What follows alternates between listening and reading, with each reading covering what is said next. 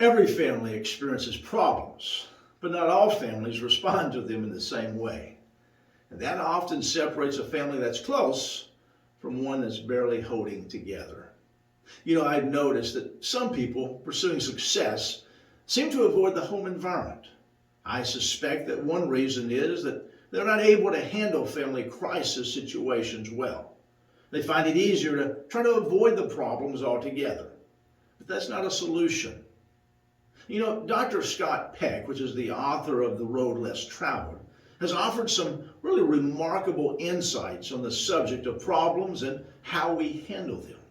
He says this: "It is in this whole process of meeting and solving problems that life has meaning. Problems are the cutting edge that distinguishes between success and failure. Problems call forth our courage and wisdom. Indeed, they create our courage and our wisdom.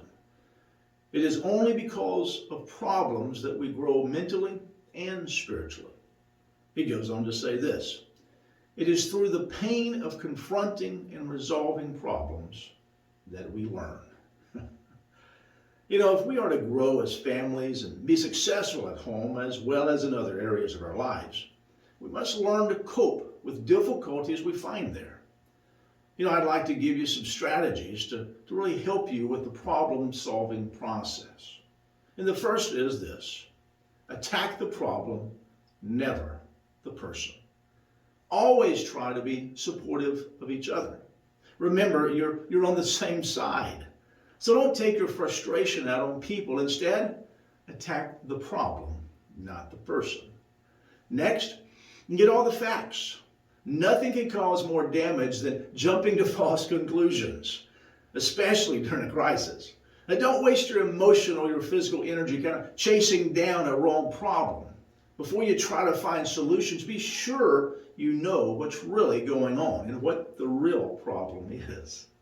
Next, list all the options. Now, this sounds a bit analytical, but it really helps because you can look at emotional subjects with some objectivity. Besides, if you had a problem at work, well, you'd probably be willing to go through some form of process. I think we need to give any family problem at least as much time and energy as you would a professional problem. Also, choose the best solution. As you decide on a solution, always remember that people really are your priority. Make your choices accordingly. Next, look for the positive in the problem. As Dr. Peck said, the tough things give us a chance to grow.